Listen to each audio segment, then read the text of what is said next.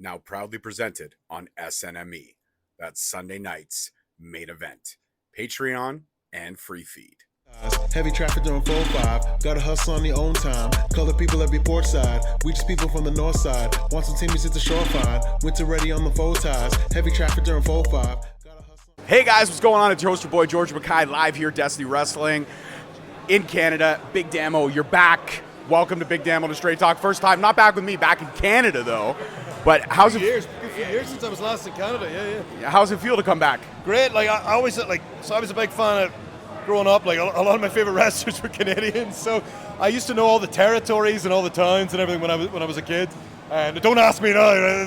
I might like Manitoba, but I remember because I was so obsessed, whether it was Brett or whether it was Lance Storm, Jericho, whatever, everybody who was coming through at the time, I became because I didn't really understand that there was a massive difference in America and Canada until I got older and went, okay, it's a bit like Ireland, Northern Ireland and stuff like that. So, you start to understand that there is a massive difference, It's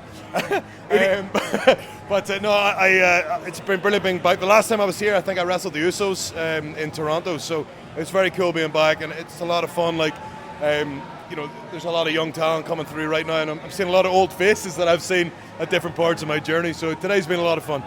Absolutely. Speaking of that journey, I loved your time in WWE. I thought everything that you did over there was special, especially the NXT stuff.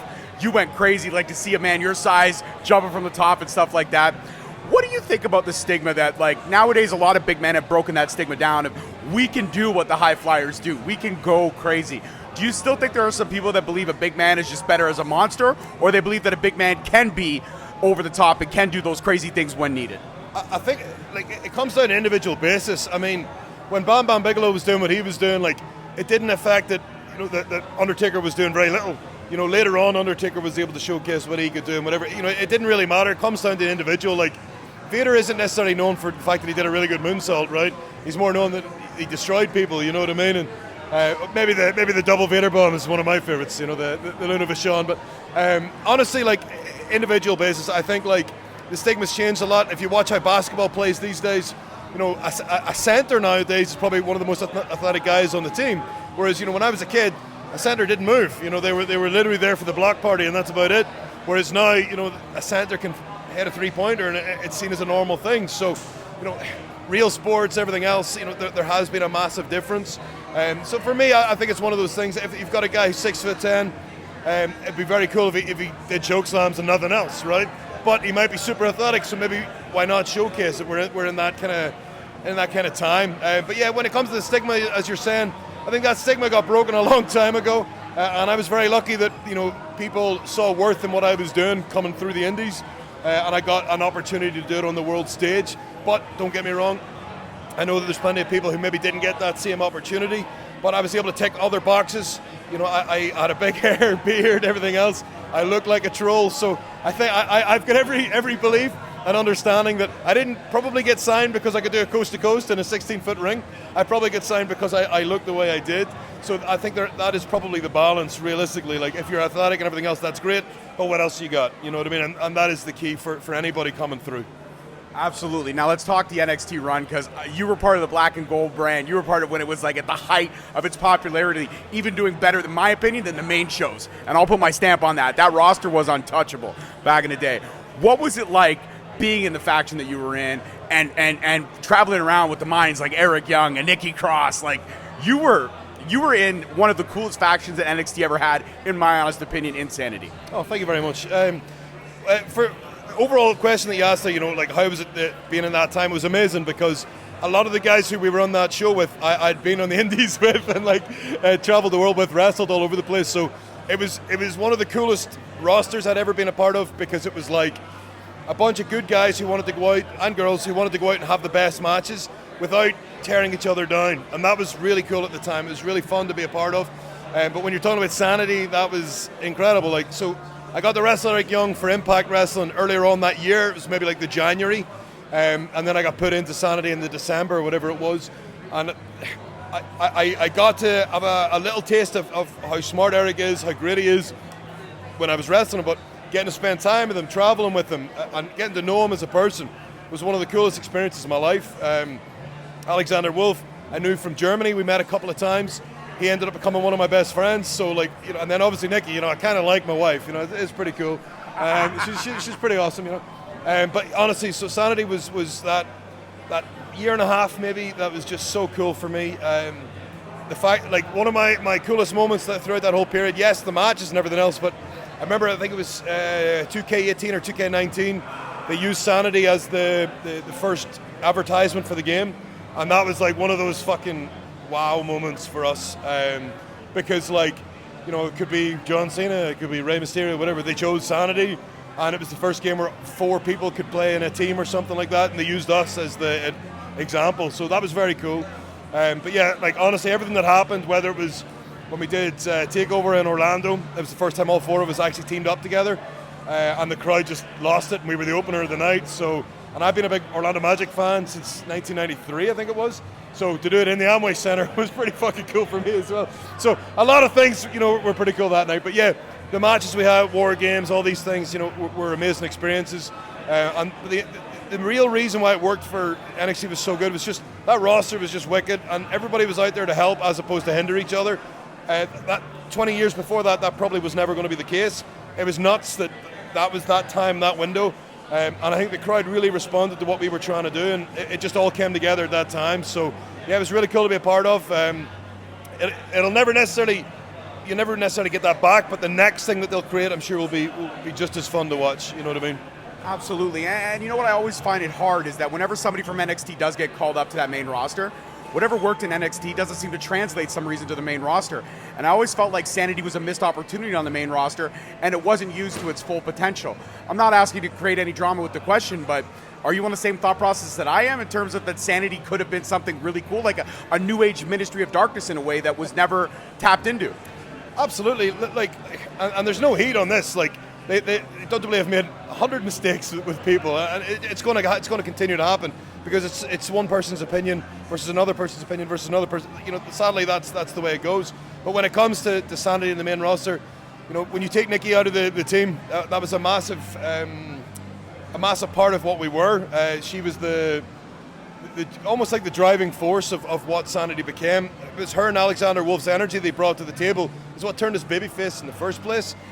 So when you take one of the elements out of it, you're kind of hamstringing the group right from the off. And then, a lot of it comes down to timing. It comes down to who's fighting for you in the rooms, and like, I have every belief that we had people fighting for us and stuff like that, but at the end of the day, it's the way it works. There's been teams, rest assured, better than me who didn't succeed half as much in WWE as I did. So, a lot of it comes down to luck, a lot of it comes down to timing, everything else. What I will say is the time that we did have, the matches we did have, the experiences we did have, have changed my life financially, artistically, and very, like, a bunch of others, because without that experience, I don't know where I'd be right now. I don't know who I'd be right now. So I'm very happy with the way my life has went and the way personally way my career went. But was there a missed opportunity? Of course there was. But I'd be the first of maybe 100 other wrestlers who'd say we could have done better. But realistically, it could have been a hell of a lot worse. Thankfully none of us got injured. None of us had major issues. We're all still alive and kicking right now. We're all wrestling. We're all having the time of our lives. So when I look at it that way, it's not too bad. Absolutely, it absolutely isn't. And of course, myself, I'm half Scottish myself. So me and Nikki, we have that kind of special bond. Wow. We do. We have that special bond because we're both Scottish. And I'm not saying the UK is a beautiful part of the world, but Scotland just hits different. We're special. We're very cool. Nikki is definitely special. And there's very many meanings to that one word. So, but no, I lived in Scotland for 13 years. I did my very best to understand it. I love haggis. Nikki doesn't like haggis. So that's it. Your Scotland card has been revoked, Nikki. Sorry, straight up. It's funny the amount of people who don't like it, but I think it's fantastic. I love it. I love it too. You're absolutely. I agree with you 100%. One more question. I'll let you go prepare for the night ahead. But in terms of the legacy that is Big Damo, building your name on the indies, having that opportunity in WWE, and now back on the indies, doing your thing, being you, being happier. You look fantastic. You look like you're ready to just tear the fucking house down tonight. What was it like kind of returning to the indies and getting back that feeling that made you fall in love with pro wrestling the first time around? Well, WWE, WWE isn't necessarily the art for the pro wrestler, because it's somebody else's art that we're going out there and we're going to try and do. On the independents, it's our art, you know what I mean? So you get your chance to go out and tell a story the way you want to tell it. You know, that is the major difference. And like, listen, we you know, our face fits the casting call for all of us at the time. So, you know, that's what you sign up for with WWE. But when you come outside of it, you know, you get to use what you've learned from it. You get to take what you've been able to learn from the legends. Like, when I think of everybody I met throughout that journey, who've, you know, been able to chime in with little nuggets here, or you know, I got to spend a long time with Shawn Michaels. I got to spend a long time with Finlay, and all these people who I've idolized, you know, my entire life, you know, my entire wrestling life especially. So realistically, you know, for me it was a great opportunity to take what I learned there with what I already knew, and then be able to tell new stories that I wasn't able to tell before. You know, whether on the indies previously, where I was more focused, not necessarily on the story, is more focused on getting noticed, whereas now my focus is 100% on the story, because I'm at that point in my career where I'm not in a panic to I don't know, like, I had a time limit because I was 31 when I got signed, so you know, I'd been wrestling for 11, 12 years at that point, so I realized in those years leading up to WWE that I needed to make every effort I could to make a major event happen in my life. I'm in that situation now where I can go, right, what do we need for this story? What do we need to do? How do we need to tell it? And that's been the most fun part of this. And then being able to explain to younger guys who are coming through that there's another way to look at, you know, when you're planning matches and you're struggling, maybe you can't come to an agreement with opponents or promoters or whatever else, but there's always a way that you can get your philosophy across without coming off as a cunt. But that you can edit that out, whatever. No, absolutely not. I don't fucking worry about it. I swear all the time, my friend. But you know, it's been one of the fun. I was in Ireland there wrestling last weekend, and I was speaking to a bunch of kids who were coming through who are maybe struggling where they've lost the crowd in certain parts. So I was able to, like, explain to them, listen, you've lost them here because at this point you chose to do this instead of this. Whereas if you maybe had chose to do this, you might have kept them going and maybe they would have been right there for the finish. But I'm able to tell them that because I've done exactly what they did. I've lost the crowd 100 times. I've made the wrong decisions. I've put too much in the back end of a match, and definitely things have not went the way I wanted it to go. So being able to, from that experience, be able to explain that to people, and then maybe sit down and watch a match with them and explain, okay, this is why it happened here, this is why that happened there. And that's helped me because I've loved this business, I love this industry since I was 4 years old, right? So I'm now at a point where I'm so entrenched in it that it's now, you know, it is my life, and it is a huge part of what I do. You know, it's my living and everything else. So because of that, you know, I want to try and think about it in a 4D way almost. You know, go in that extra dimension, so that I can try and explain it to the next group coming after me, who will hopefully not make the same mistakes I did, or they can have a better way of preparing. But if they do make those mistakes, that they can get out of it faster, they can move on faster. You know, I was unlucky, you know, at the very start of my career that I didn't necessarily have the right people around me, but over the years that followed, you know, I ended up being blessed with the people who I ended up meeting and ended up learning from. So I'm hoping that in this phase of my career, I can help be one of those people who can help the people who are around, especially the younger ones coming through. And hopefully they can learn from my mistakes, because it's the only way that this industry is going to be better in 5 years, 10 years, 20 years, is if we learn from each other's mistakes, as opposed to being doomed to repeat them. So I think that's an awesome way to end this conversation, Damo. Thank you so much for the time, my friend. If you could do me one favor, look at the camera, tell them how much fun we had in this conversation, and they should subscribe to Straight Talk Wrestling, because my daughter's adorable, and I ask pretty good questions. How did I beat that? Yeah, what he said. That was wicked, you know. I'm Big Damo. Subscribe to this man and his daughter. She's better than him. And I know it. Thank you so much, sir. Guys, that's it for this one. Peace, love, and wrestling. See you next week. Peace. Thank you so much for watching. Please don't forget to like, subscribe, comment, and turn on that notification bell so you get notified each time we post a video. Alternatively, you can check us out on all podcast platforms and hosted on Podbean. We are also available on the SNME network. That's the Sunday Nights Main Event Patreon. Please feel free to check us out there as well.